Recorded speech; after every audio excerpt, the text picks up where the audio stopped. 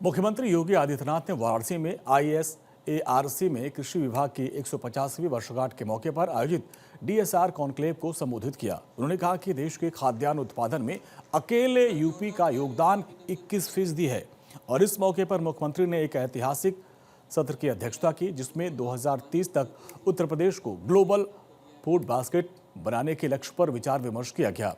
मुख्यमंत्री योगी आदित्यनाथ ने कहा कि पिछले 11 वर्षों में प्रदेश की कृषि प्रणाली में क्रांतिकारी परिवर्तन हुआ है। प्रधानमंत्री मोदी के नेतृत्व में किसानों को सॉइल हेल्थ कार्ड, फसल बीमा और MSP जैसी सुविधाएं मिल रही हैं। इसके साथ ही 10 करोड़ किसानों को हर वर्ष किसान सम्मान निधि योजना का लाभ प्राप्त हो रहा है।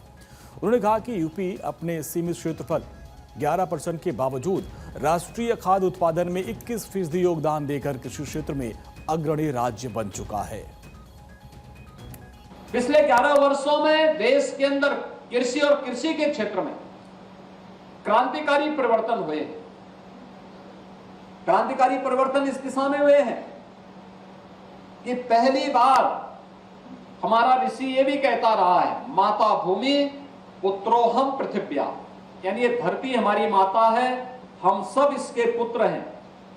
लेकिन हम खेती बाड़ी करते थे, लेकिन धरती माता के स्वास्थ्य का ध्यान नहीं रखते थे। प्रधानमंत्री मोदी जी ने पहली बार सॉइल हेल्थ कार्ड अनिवार्य किया देश के अंदर, और भी फ्री में देश के सभी किसानों के लिए। भारत के अंदर किसानों को कृषि बीमा के साथ जोड़ा। भारत के किसानों को प्रधानमंत्री कृषि सिंचाई की योजना के साथ जोड़ा। भारत के अंदर लागत का 1.5 गुना MSP अन्नदाता किसानों को देने की गारंटी प्रधानमंत्री मोदी जी ने दी। भारत के अंदर पहली बार भारत के 10 करोड़ किसानों को हर वर्ष प्रधानमंत्री किसान सम्मान निधि का लाभ भी प्राप्त होता है। यह अकेले भारत होगा जो अपने अन्नदाता किसानों को इस प्रकार की सुविधा का लाभ देता है। इस दौरान मुख्यमंत्री योगी आदित्यनाथ ने IRRI और ISARC के योगदान की सराहना की और कहा कि इन संस्थानों ने जलवायु संवेदनशील धान की किस्मों और आधुनिक धान उत्पादन तकनीक के विकास में महत्वपूर्ण भूमिका निभाई है। उन्होंने कहा कि यूपी में 4 कृषि विश्वविद्यालय कार्यरत हैं और एक नया विश्वविद्यालय जुड़े जाने की प्रक्रिया में है, और इसी के साथ ही राज्य में IRRI और ISARC जैसे वैश्विक अनुसंधान सक्रिय हैं, जो कृषि नवाचार, टिकाऊ खेती और खाद्य सुरक्षा को बढ़ावा देने में अहम भूमिका निभाते हैं।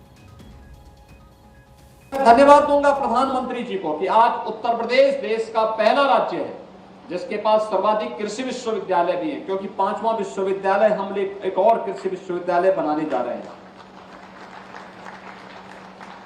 लेकिन साथ साथ 2 इंटरनेशनल सेंटर भी, रिसर्च सेंटर भी हमारे पास राइस का वाराणसी में और पोटैटो का आगरा में उन्होंने स्वीकृत किया।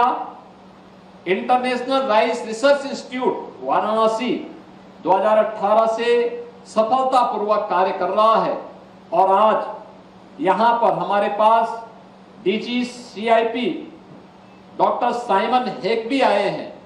आगरा में इंटरनेशनल पोटैटो सेंटर की स्थापना करने के लिए उन्होंने जो रुचि दिखाई है, मैं उनका भी और DG IRRI doctor Yvonne Pinto का भी हृदय से धन्यवाद देता हूं कि उन लोगों ने उत्तर प्रदेश में रुचि लेकर के उत्तर प्रदेश की कृषि को आगे बढ़ाने के लिए अपना योगदान दिया है।